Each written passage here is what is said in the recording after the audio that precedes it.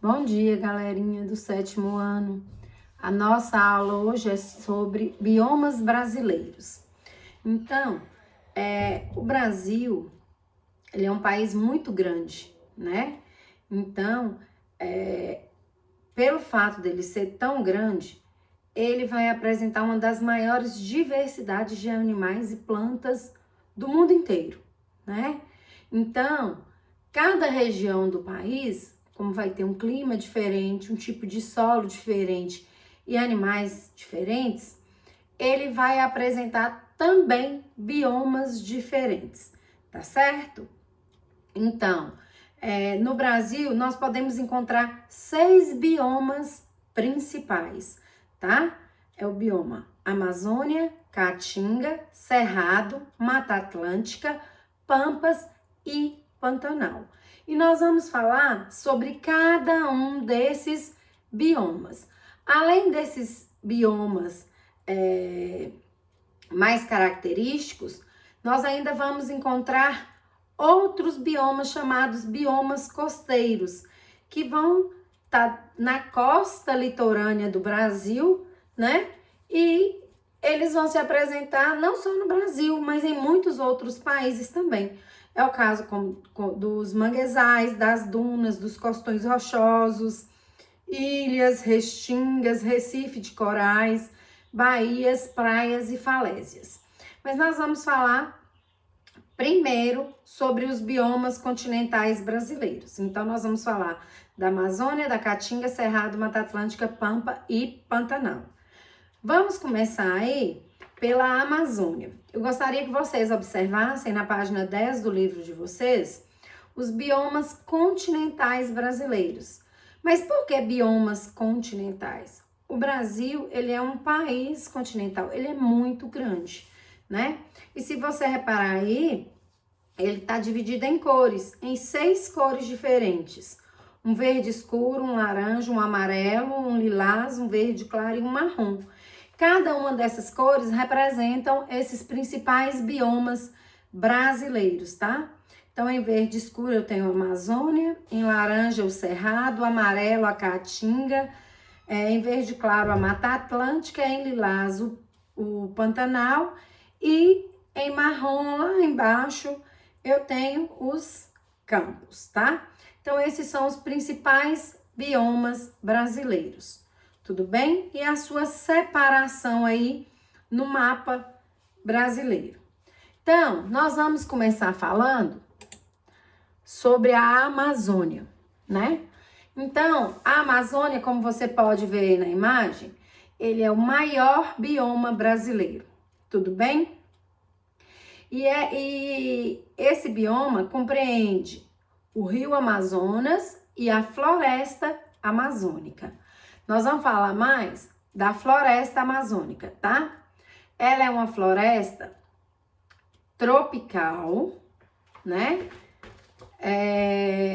Pluvial, ou seja, a incidência de chuva na Amazônia, ela é muito grande, tá certo? Ela fica localizada, como vocês podem ver aí no mapa, na região norte do Brasil, tá? E por conta dessa grande pluviosidade dela, ela vai ter sempre alta umidade. Então, é como se a gente sentisse a água na nossa pele, fica tudo meio que colando, tá certo? E além da alta umidade, ela também tem alta temperatura, porque ela vai estar muito perto da linha do Equador.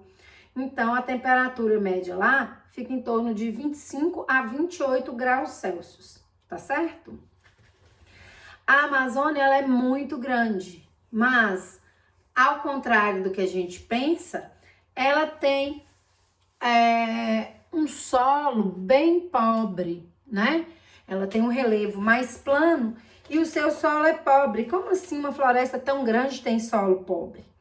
Ela tem um solo pobre em nutrientes, porém, ela consegue fornecer nutrientes para as suas plantas através da rápida decomposição da matéria orgânica que fica ali superficial.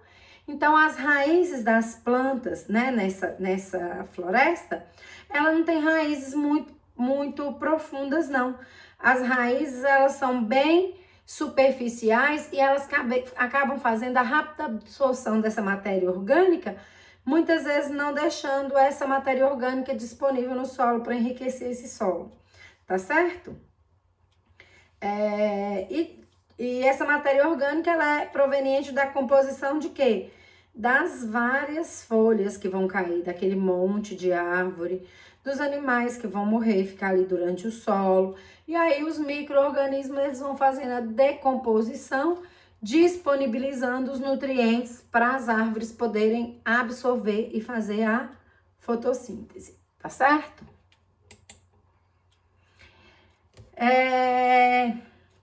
A vegetação. A vegetação da floresta, ela é muito diversa, né? Tudo na floresta é muito diversificado. Então, ela é um dos biomas mais ricos em diversidade de vida, tanto vegetal quanto animal, tá certo? Então, a vegetação, ela é dividida em matas de várzea, que fica nas áreas baixas, que sofrem inundações na época das cheias. Lembrando que lá tem duas estações do ano, verão e inverno. Então, no verão, muita chuva, no inverno, pouca chuva, tá? Então, as matas de várzea, elas ficam nas áreas mais baixas, onde na época de muita chuva vão sofrer inundações, tá certo? E esses solos, eles são muito mais férteis do que da área de floresta mesmo, mais alto, tá? Algumas das plantas, das espécies que nós vamos encontrar na mata de várzea. Plantas chamadas de andiroba, jatobá, seringueira e samaúma. Também temos as matas de igapó, localizadas em área ainda mais baixa, sofrem inundação permanente, ou seja, vive inundada. As plantas vão apresentar várias adaptações para viver nesses locais. A espécie de planta mais comum é a igapó, né? Que a gente chama de Vitória régia, mas também tem os buritis, as orquídeas, as bromélias que vão conseguir sobreviver. E a mata de terra firme, né? Aquela imagem mesmo da floresta que a gente vê. É a maior parte da floresta amazônica. Geralmente ela não sofre inundações porque elas estão em áreas mais altas. E uma das plantas mais características, né, e de grande porte, vai ser a castanheira. E aqui a gente tem, né, a Vitória régia, nós temos aquela mata de terra fechada, mas aqui perto, ó, nós temos essa área aí que vai sofrer inundações, tá certo?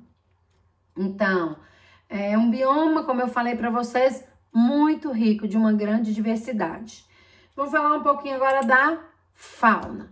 Então, lá na floresta amazônica, nós vamos ter mais de 1.300 espécies de aves, mais de 3.000 espécies de peixes, mais de 30.000 espécies de plantas, 1.800 espécies de borboletas, 427 espécies de anfíbios, 378 espécies de répteis, até 3.000 espécies de abelha, 311 espécies de mamífero. E ainda, depois de tanta diversidade, ainda podemos falar que muitas dessas espécies são endêmicas. O que isso significa? Que vão viver só naquele local, só lá na floresta amazônica, tá certo? Então, é por isso que a conservação dessa floresta, ela é de extrema importância e ela é muito falada, né? Ela tá sempre em visibilidade na mídia. Aí, no texto, fala que existem mais de 1.300 espécies de aves, né? Dentro dessas aves aí, nós podemos destacar a arpia, ou gavião real, é a mesma ave, tá? Para os indígenas da Amazônia, essa ave, ela representa a mãe de todos os pássaros, tá? Ela tem uma envergadura, o que é uma envergadura? Quando você mede de uma ponta da asa aberta até a outra, de 2 metros, né? Eu não conheço nenhuma pessoa que tem 2 metros. Então, a envergadura dessa ave tem 2 metros. E elas são aves de rapina, ou seja, são aves carnívoras, tá? Que se alimentam muitas vezes de roedores, filhotes. Então, é uma ave que tem lá na Amazônia. Apesar de toda essa biodiversidade e da importância de preservar a Amazônia, ela está sempre ameaçada pelo desmatamento e pelas queimadas.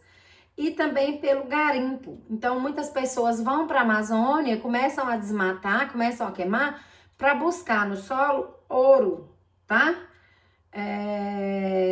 Também para extrair madeira, né, carvão, para vender, utilizando essas árvores nativas. Só que isso é proibido por lei, tá certo? Outra característica da floresta amazônica é ela ser um bioma estratificado. Dá uma olhadinha na página 11 aí do seu livro. Deixa eu ver se eu tenho imagem aqui. Aqui a imagem da fauna, né, da Amazônia. Então a gente encontra araras, tucanos, boto cor-de-rosa, a onça pintada, como eu falei, abelhas, muitas aves. Ó a arpia aqui, ó. Essa é a arpia ou gavião real, tá? Coruja, papagaio. É uma diversidade muito grande, que nem caberia numa imagem tantos seres vivos. Vou voltar aqui, porque eu quero falar sobre a estratificação desse bioma. Não tem uma foto aí, mas no seu livro do Positivo tem, página 11. Abre aí, por favor, na página 11. A última imagem, lá em cima tem assim, ó, estratos da floresta amazônica. Então, essa imagem está dividida em 1, 2, com 3 linhas bem clarinhas dividindo essa imagem, tá? Lá embaixo, perto de 10 metros, aí a gente tem aí do lado 0, 5, 10, 15, 20, 25, 30, 35, 40, 45. Isso é em altura, tá certo? Então, 10 aí representa 10 metros. Então, toda a vegetação que tá aí abaixo desses 10 metros, mais ou menos 8, 9 metros, nós vamos chamar de estrato arbustivo, tá? Então, são os arbustos, os musgos que vão estar nessa área, nesse estrato, nessa parte. E aí, como ela é muito diversa, ela tem algumas árvores que vão ficar aí, ó, entre 20 e 25 metros. Essas plantas que vão atingir essa altura de 20 a 25 metros, nós vamos chamar elas de subbosque ou extrato subbosque, porque algumas vão atingir essa altura. Vão ter ainda algumas mais altas, que vão chegar a quase 35 metros. Quando essas aí chegam a quase 35 metros, menos do que 35 um pouco, nós vamos chamar elas de estrato de dorsal, tá? E as plantas que passam aí desses 35 metros, nós chamamos de estrato emergente. Tudo bem, pessoal? Então, vamos falar um pouquinho agora sobre o cerrado. O cerrado é o segundo maior bioma brasileiro. Ele também é um exemplo de savana, tá? Ele vai aparecer em vários estados brasileiros. E, apesar dele estar em vários estados, inclusive Minas Gerais, né? Eu vou encontrar o cerrado em Minas Gerais, eu vou encontrar o cerrado em Goiás, Mato Grosso do Sul, Mato Grosso, Tocantins, Bahia, Maranhão. E apesar de todos esses estados terem como seu principal bioma o cerrado, ele é um dos biomas que estão bem ameaçados, tá? Ele foi muito desmatado e queimado, principalmente para servir para a agropecuária e para a agricultura, tá? Então, o clima do cerrado é um clima tropical, né? Um tropical quente, que também vai ter suas estações definidas em 2. É um inverno seco e um verão chuvoso. Então, água no verão e um inverno frio e seco. tá? O solo, ele não é um solo, o cerrado também pode ser dividido em várias partes, como nós vimos que a Amazônia é, né? Então, esse solo, ele vai ser um pouco arenoso em alguns locais e ele vai ser bem rico em outros, tá certo? Mas aí, de forma geral, a maioria, né, quando a gente faz um pelo outro, nós vamos falar que ele é arenoso, pouco fértil e pouca capacidade de reter água. Então, a água, do mesmo jeito que ele absorve água, ele perde água, tá certo? Em relação a rios, o cerrado ele vai se localizar em 3 das maiores bacias hidrográficas da América do Sul. O Rio Tocantins-Araguaia, o Rio São Francisco e o Rio Prata, que vai cortar todos esses estados que eu já falei com você, tá? E a presença dessas grandes bacias hidrográficas favorece também a biodiversidade, colocando o cerrado como o segundo maior bioma brasileiro. Então, a flora do cerrado, né? A maioria é savana, é como nós falamos, o cerrado é a savana brasileira. Então, ela vai ter gramíneas, né? O que são gramíneas? Vegetação rasteira, né? Como se fosse mato mesmo, só que não é tão baixinho, não é uma grama, é uma grama alta, que pode até encobrir a gente, tá? E além dessas gramíneas, né? Ela vai apresentar árvores de pequeno porte. E essas árvores não vão ficar muito juntas umas das outras, não, tá? Essas árvores também vão ter casca grossa, galhos retorcidos, o que dá para o bioma aparência seco, tá? Mas essas árvores, elas têm uma vantagem. Elas têm raízes muito longas, tá certo? E elas conseguem chegar aos lençóis freáticos. Então, são árvores que vão conseguir água com uma certa constância, por causa dessas raízes, tá? Porque no subsolo lá do cerrado, nós vamos encontrar muitos lençóis freáticos, tá certo? O cerrado, ele também é muito grande, como eu falei, ele está em vários estados brasileiros, né? E eu falei também que ele ia se dividir como a Amazônia se divide. E tá aqui, ó, como que é a divisão do cerrado. Eu posso encontrar a região de cerradão, cerrado campestre, cerrado rupestre, cerrado típico e outros tipos de cerrado. Mas isso aí nós não vamos nos aprofundar nos tipos de cerrado, não, tá? É só para vocês ficarem sabendo que nós vamos ter áreas diferentes, porque ele é um bioma muito grande, tá?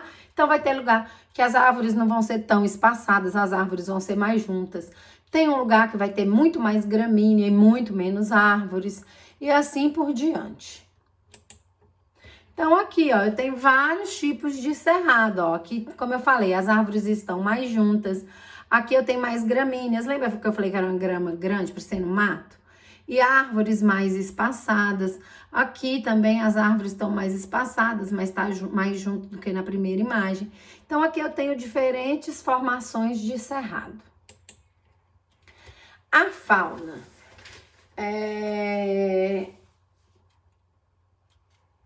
A fauna do cerrado, ela é bastante rica, tá? Porque ele é a segunda maior diversidade, então ele tem que ter uma fauna rica, né? Olha aí para você ver, ó. O cerrado, em relação ao bioma mundial savana, como ele é comparado a uma savana, ele seria a maior savana do mundo, né? A área que ele ocupa é de 2 milhões de quilômetros quadrados, isso então é uma área muito grande, tá certo?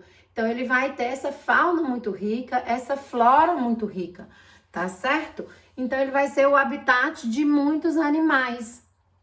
E esses animais, eles vão ser afetados pelo desmatamento que acontece no cerrado, pelas queimadas que acontecem no cerrado.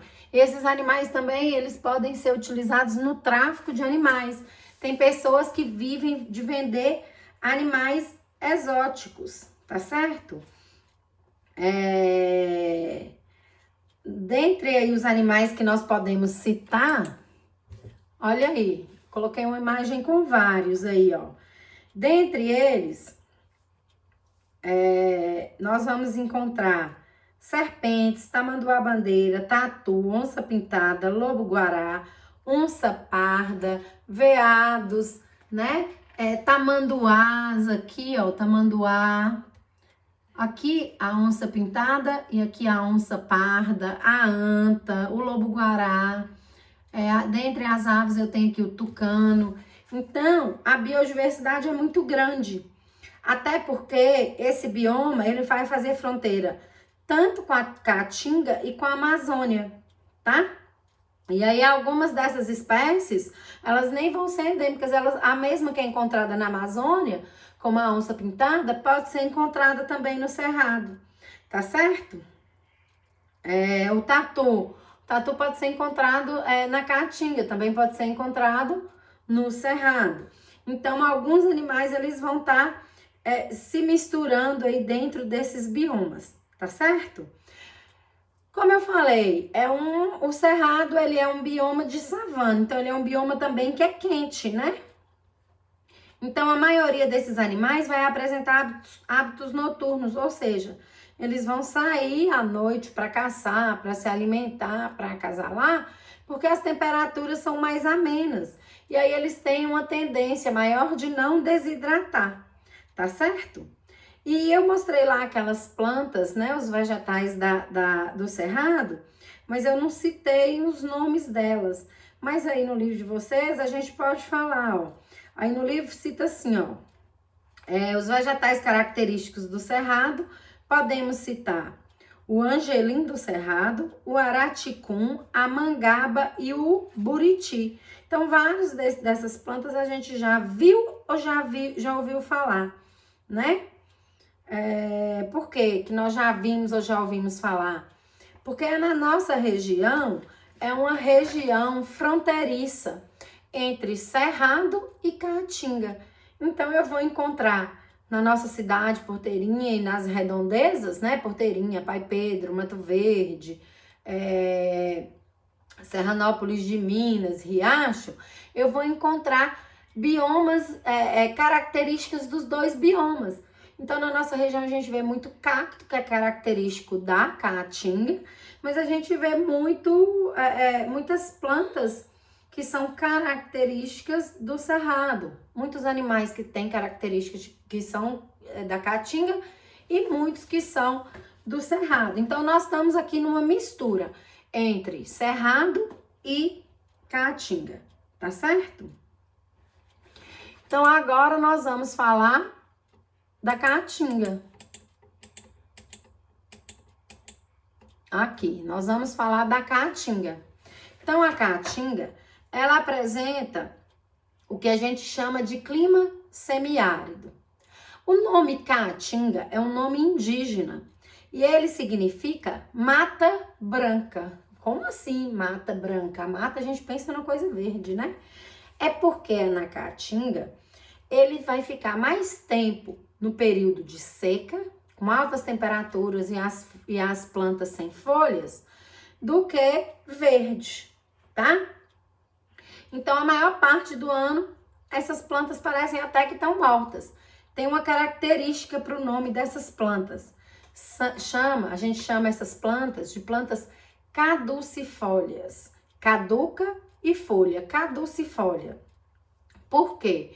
Porque no período de seca, essas plantas acabam perdendo as folhas para evitar a desidratação, tá certo? Então, só para reforçar, o clima da Caatinga, quente e seco, pouca chuva, chuvas escassas e irregulares ao longo do período de seca. Então, às vezes chove e ninguém está imaginando, acontece sempre aqui na nossa região, né? Temperatura. A temperatura geralmente ela fica acima de 20 graus Celsius, né? Em alguns lugares ela passa de 32 graus Celsius, tá certo? Então, os estados aonde eu vou encontrar esse bioma caatinga, estão aí, ó. Maranhão, Piauí, Ceará, Rio Grande do Norte, Paraíba, Pernambuco, Alagoas, Sergipe, Bahia e parte de Minas Gerais. Qual parte de Minas Gerais? O norte de Minas Gerais. Então, se você voltar lá no mapa, você vai ver lá, ó, só um pedacinho amarelo no norte de Minas Gerais. Aonde? Na nossa região.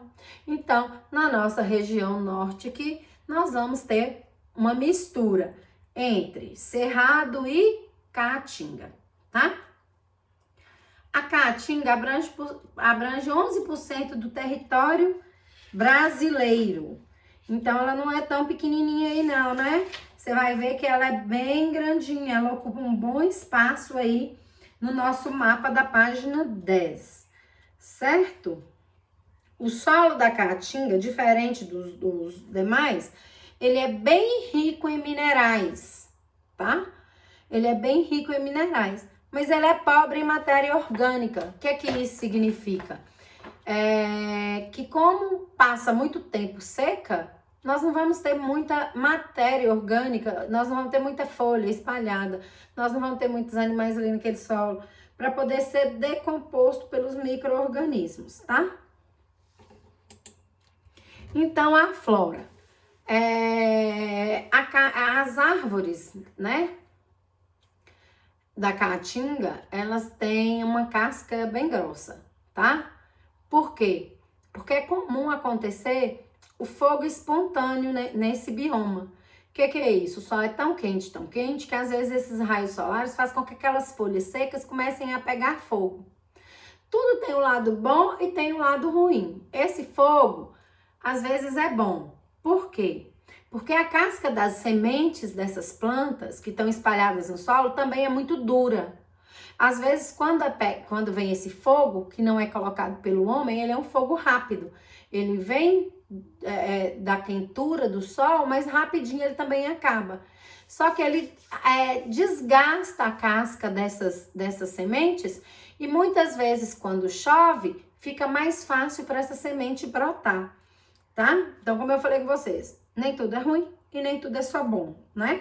Então, o fogo é ruim, porque pode matar algumas plantas, deixando esse solo até menos rico em matéria orgânica. Mas, em contrapartida, ele é importante para poder fazer com que as sementes brotem no período da chuva, tá?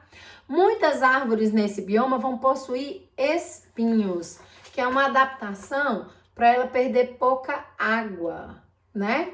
Então, é um lugar onde tem pouca água, as plantas se adaptam para perder água. É o caso do cacto. O cacto é uma planta comum, né, desse bioma. E as que não têm folhas diferenciadas em espinhos, elas vão ter folhas pequenas. E como eu falei com vocês, caducifólias, né?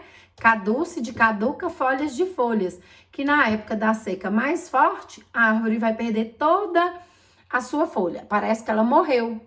Só que aí começa a chover, rapidinho essas folhas aparecem. A gente vê isso muito aqui na nossa região. Muitas árvores aqui da nossa região são caducifólias.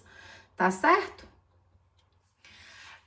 Outra característica é que essas folhas, elas vão ter cutículas impermeáveis. O que é isso? Uma fina camada gordurosa que vai impedir que a água saia das raízes, do caule e das folhas, tá?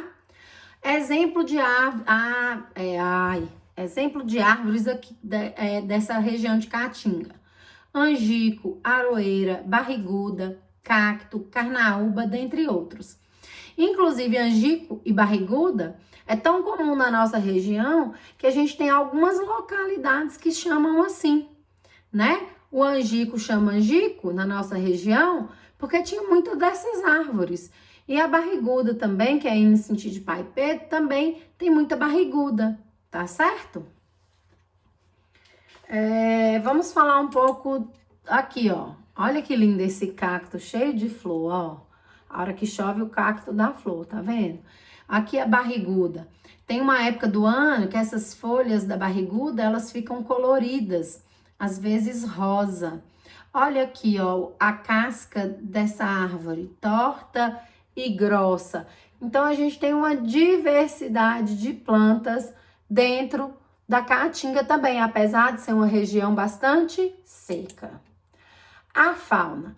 A fauna vai abrigar diferentes espécies de animais, mas na sua maioria são animais adaptados para climas quentes, tá? E com pouca ave. Então, se a gente comparar essas espécies aí, elas vão ter uma quantidade muito menor do que no bioma do Cerrado, que tem mais água, tá? E apesar de terem bastantes espécies aí, 136 delas estão ameaçadas de extinção, sendo que 46 delas são endêmicas, ou seja, só tem na Caatinga, tá? Ainda, dentre esses animais aí, essas espécies de répteis, anfíbios, mamíferos, nós vamos citar, dentro dos répteis, o calango, que é um tipo de lagarto que é muito comum, carcará, que é uma ave de rapina, né? O gambá, que é um mamífero, que é comum nessa região de Caatinga. Serpentes, várias, né? São vários tipos de cobras, quase todos nós vamos encontrar na Caatinga, tá? Aves, arara azul, que está ameaçada de extinção, onça pintada também vai aparecer nesse bioma, o veado caatingueiro, que é um veado específico da Caatinga, que está adaptado, tá? Além de todas as adaptações, eles ainda também vão apresentar hábitos noturnos. Por quê? Para evitar o calor excessivo, para evitar a perda de água, a desidratação, tá certo? E o que é que causa a extinção desses animais e dessas plantas? Muitas vezes, as atividades agropecuárias, tá? Então, muito desmatamento de regiões aí da Caatinga para criar gado. E como a seca é muito grande, muitas vezes esses gados nem vêm muito para frente, tá bom? Então, pessoal, a nossa aula hoje, ela termina aqui, tá? Tem um texto muito interessante aí, na página 13, o mais um. A Caatinga antes e depois da chuva. E aí, esse texto fala sobre um biólogo, né? Ele que escreveu, falando da permanência dele na Caatinga. E pela primeira vez eles viram a chuva cair no sertão nordestino. E com isso, vários seres que eles nem acreditavam que tinham ali, apareceram por causa da presença da água. Então, com uma cantoria muito grande, com uma alegria muito grande, por causa dessa chuva. É um texto muito interessante, eu gostaria que vocês lessem ele com bastante cuidado, tá? Então, a nossa aula por hoje acabou. Assistam esse vídeo mais de uma vez. E qualquer dúvida, manda mensagem para mim no WhatsApp, tá? Bons estudos!